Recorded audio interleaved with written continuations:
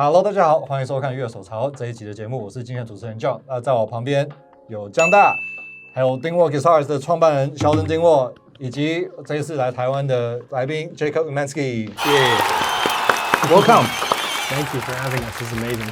Yeah, it's our pleasure. 好，我们今天有 Dingwall Guitars 创办人 Sheldon Dingwall， 还有他的 artist Jacob Umansky 来我们这边。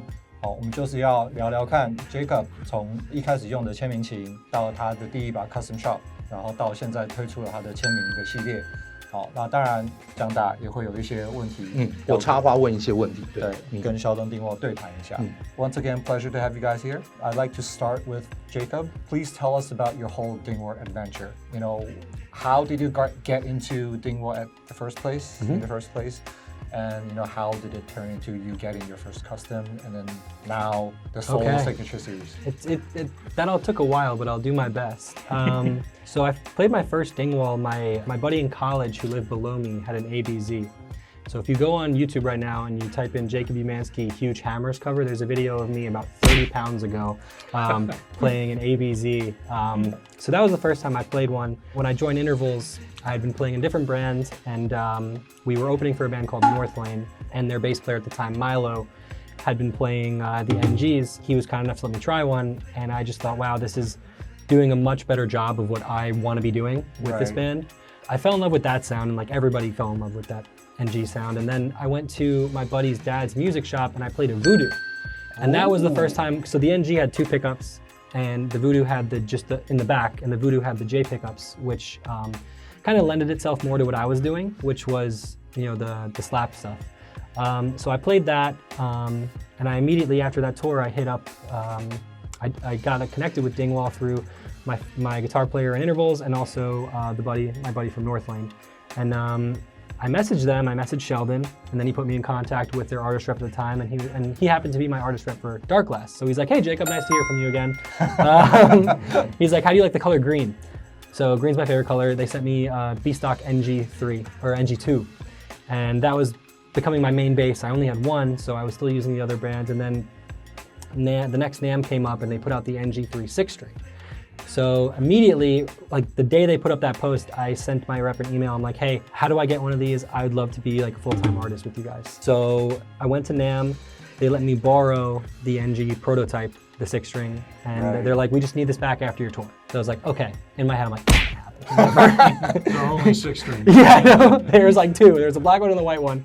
And so I kind of made it my goal to keep that bass. They obviously, if they need it back, it's fine. But I started making videos for, just demoing the bass just with my cell phone, and I tagged Dark Glass, and Dark Glass saw it, and then they were like, hey, what if we send you more pedals and stuff like this, and if you make more videos like this? And I was like, sure. So I kept doing that, and then after my first video came out, my rep messaged me, he's like, hey, just hang on to the bass. So sweet. Yeah, and then I went to Japan on tour, and I played a Z3 for the first time, and that's kind of when I was like, oh, this is that Voodoo sound. That's what I was really looking for. So that next NAMM, I talked to one of the reps, and I was like to her, how do I make this happen? How do I get a Z? And she's like, just email us. And took me a long time to figure out what exactly I wanted, because I wanted something that was like flashy and cool looking, but also that I could take on the road and not be afraid that it's gonna get, dinged up and scratched. So I saw this pink afterburner with a chartreuse finish, and I was like, it was black with pink wood grain. And I'm like, that would be cool if it was reversed. So we did that, except not pink, obviously. Maybe down the line. The funny thing is, I told my dad, who's been a big supporter of mine for a long time, I was like, Dad, I got the finish idea. And he's like, what is it? And I'm like, black and white. I was like, so anyway, I'm like, trust the vision.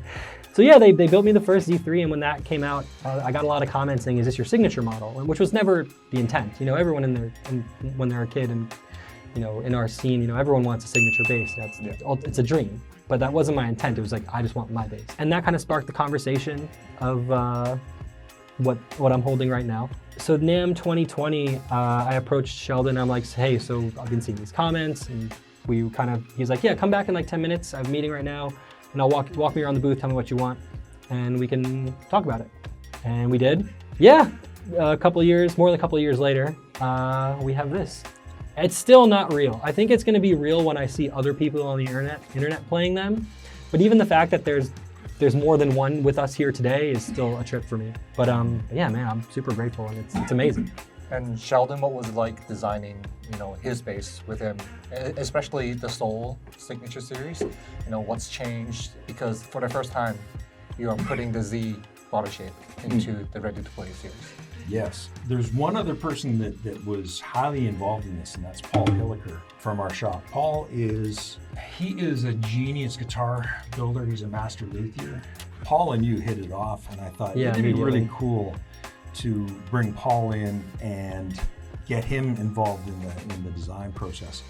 And I'm so glad I did that, because you had some really cool ideas with the body contours, the coloring. There's a contour on the back that you brought along, and so all of the CAD work was done by Paul.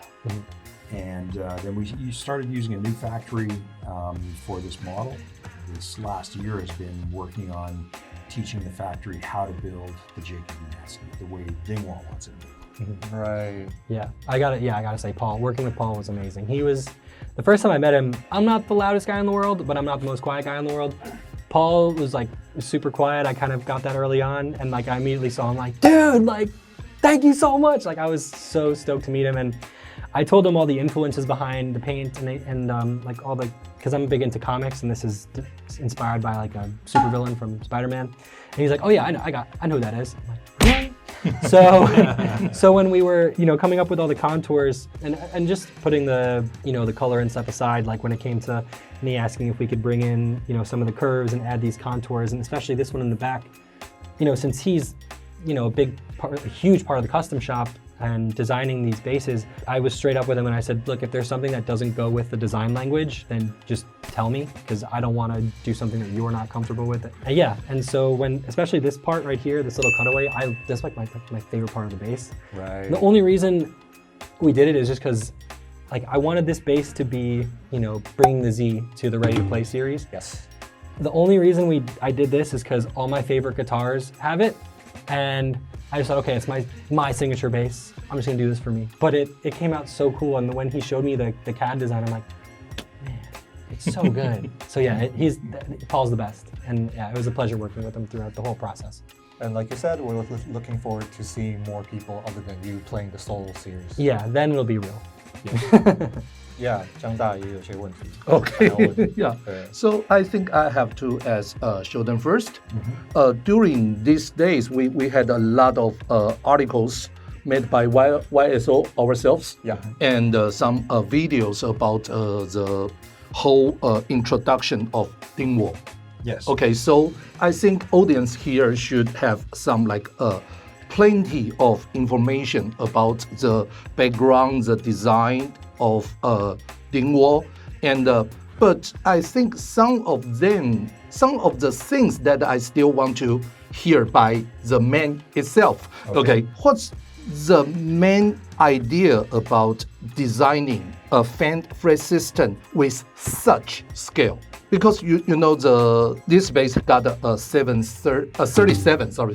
scale inch B, but for SP1 it's got 35. Yes. Okay, before I do play any Dingwall basses, I try to think why 37. I know that some manufacturers like F-Bass got 35.5, 34.5.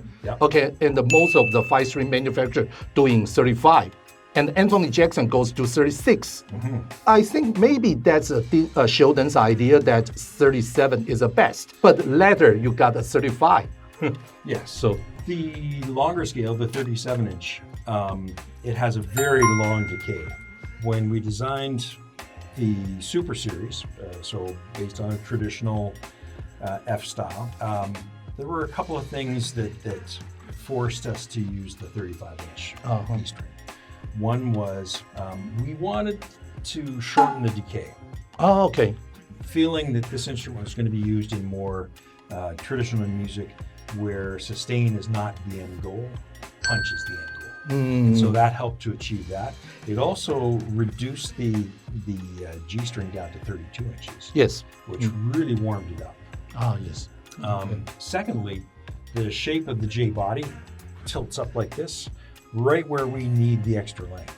And so design-wise, it's such an iconic design that if you change the lines even just a little bit, it doesn't make it better, it makes it worse.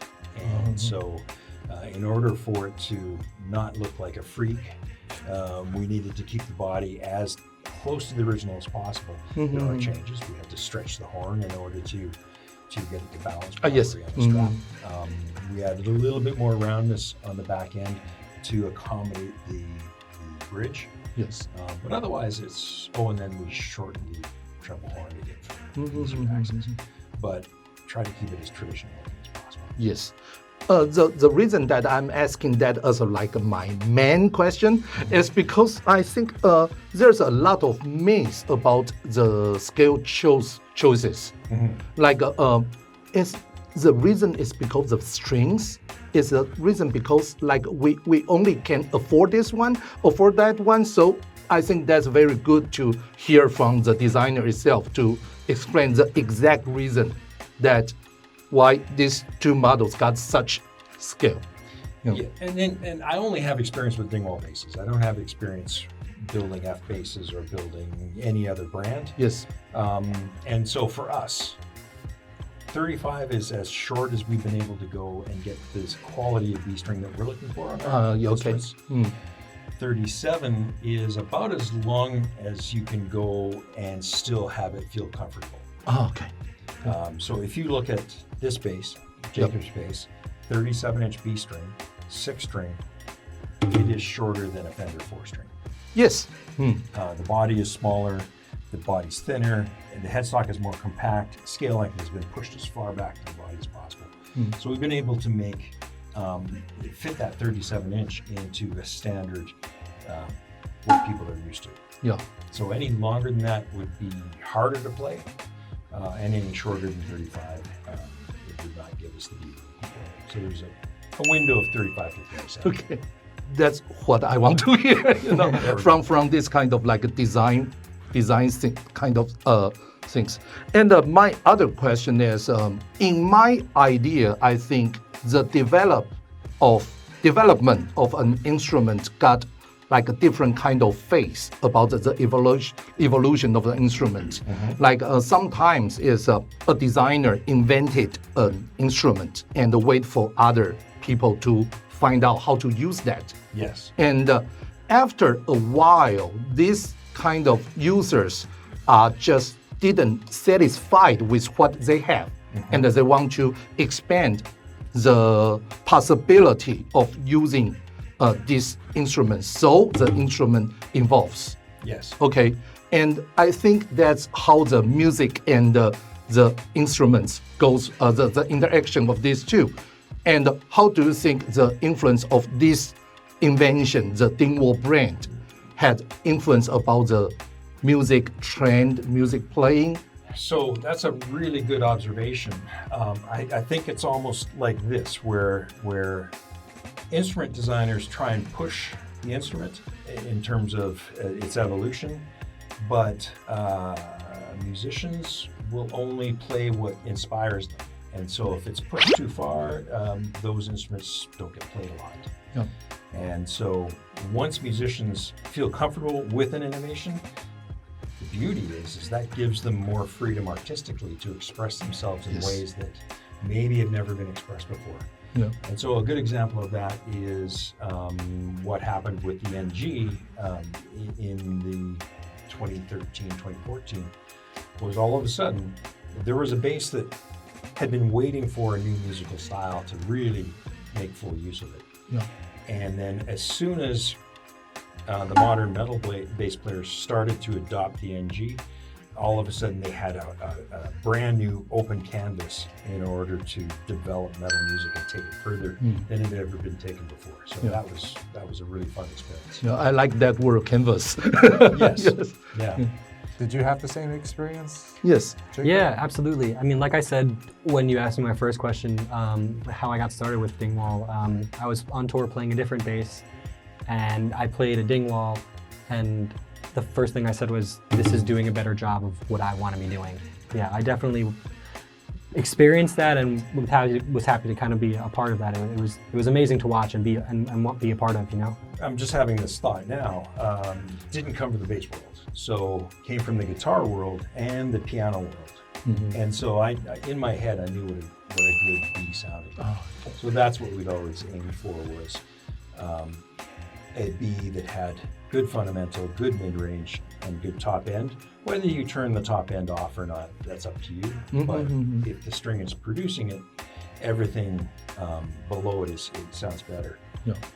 And then from the guitar side, when you look at the modern styles of bass these days, and Jacob would be at the very front of that, very technique driven, and it requires sort of a similar dynamic of instrument that happened in the 80s in the guitar world. Yes. Where the instrument, you don't need to shred on it, but if you want to shred, it's more than capable of it. Yes. Thank you very much. I got another question that I want to ask Jacob. Sure. Yeah. Recently, I just found out a video that you played with doing a cover of Blackpink. Yeah. Okay. I think that tune should called Jump, right? Yeah. Okay. And I think that's quite interesting because that's the very first time I heard this kind of technique that should belongs to progressive metal, being used on this kind of such a pop tune. So I got some image no matter what kind of progression or changes is, as long as you play that, and there's definitely a Jacob Umansky sound on that. Okay, so I want to about your idea about arranging these kind of things. Yeah. So what's your process, or how what's in your mind when you are trying to do arrangement like that? Sure. Yeah. So I love that type of music. It's so fun, and it's really cool to play with the space, and especially with K-pop, there's so many layers going on. So there's so many things as a technical player to latch onto, not just the bass line. But the first thing I'll think about is, the bass line. So I haven't played this in forever, but it's just kind of like this right? So that's the first thing I'll think of, and then I'll kind of hear the groove, and then I'll just kind of think of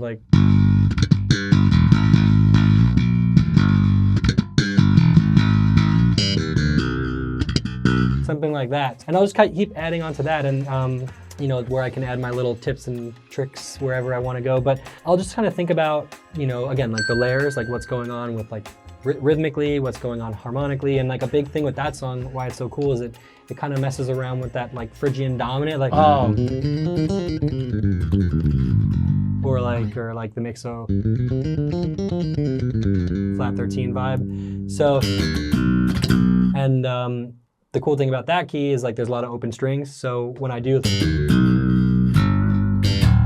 I can do a lot of open string slap fills. So yeah, the big thing is, I'll listen to the bass line first, and then I'll listen to different layers where I can maybe latch on and do some some thumping stuff. I love doing that stuff. I've done a couple of little covers like that. Big fan of that type of music. It's just fun to kind of explore, and it's very easy kind of go outside the box, think outside the box, because with the metal stuff, it's okay, cool, this is obviously going to be techie. There's a big riff. There's so much going on. But with these pop songs, when you just think, the bass line, I'm okay, what can I do with that? There's so much space. And if you watch the cover, I do leave a lot of space. It's not just me, doing that. But they do a lot of really cool harmony stuff going on with that, So yeah, that's kind of what goes through my head when it comes to that kind of thing, and most of the things I write anyway. Yeah, and does holding this kind of instrument get any influence about the way you arrange things? Yeah, absolutely. I think I've been playing these basses for long enough to where we can kind of communicate with each other, and I have my own language that I've developed on this specific instrument, and I know this bass kind of allows me to do things that I can't really do on other instruments, or won't sound a certain way on other instruments. Yes. So, but that song in particular, I did that on the SP1. Yes. Because I wanted, I thought that this sound that I have, this is technically a modern J bass sound, which is what I've kind of base my whole thing on. But for that specific cover, I wanted like, you know, the authentic, like the J bass sound. Okay. So I think playing these instruments, it kind of, you know, opens up a lot of doors and a lot of ideas. I definitely owe a lot to, you know, the inspiration that this thing has given me for sure. Yeah, thank you. Yeah. And I also learned a lot because I'm new to the bass world. Yeah. I just picked up the bass like end of last year. Yeah. Right. So I still don't know how to construct the bass line. So hearing Yeah. that really helped. Yeah, it's kind of like, as much as a lot of what I do and what people see me do is techie and there's a lot of notes, when I'm writing and composing, the first thing I want to do is just make sure I'm doing my job, which is Right. being the bass player, which is why I said like make sure that stays. Like, you know, we're doing stuff around that and weaving in and out of it, but you got to make sure, like, you know, we're the reason why people are, you know, shaking their butts in the crowd, and if people aren't doing that, like, you know, and I play progressive rock. I mean, we have our own version of like, you know, people are doing that, and if people aren't doing that, then I'm not doing my job.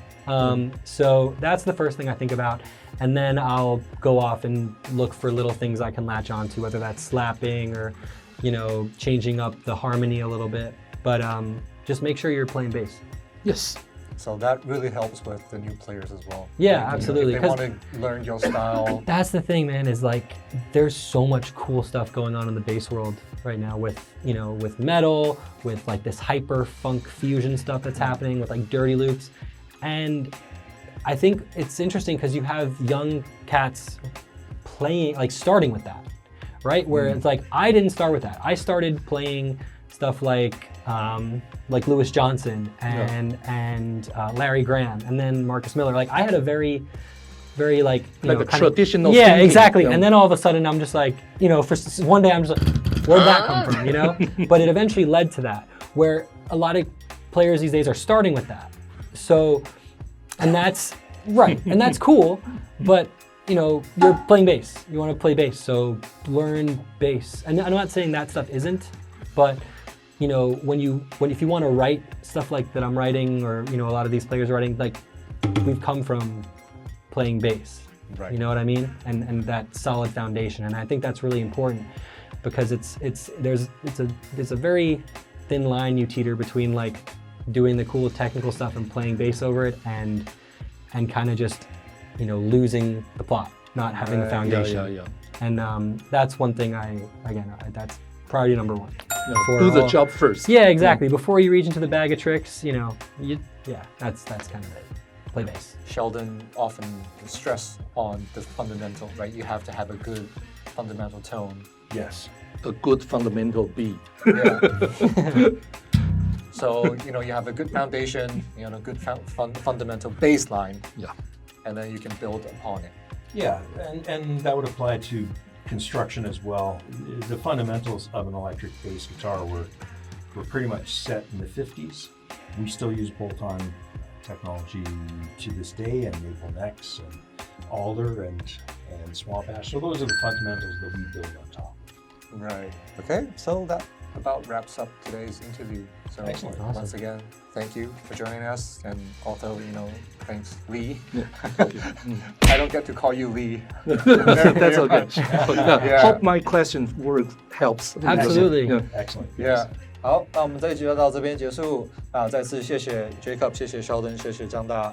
那如果你们对Dingwall有任何疑问或者兴趣的朋友，也欢迎在下面留言。那我们这一集就到这边结束，我们下次再见，拜拜。Bye. Bye.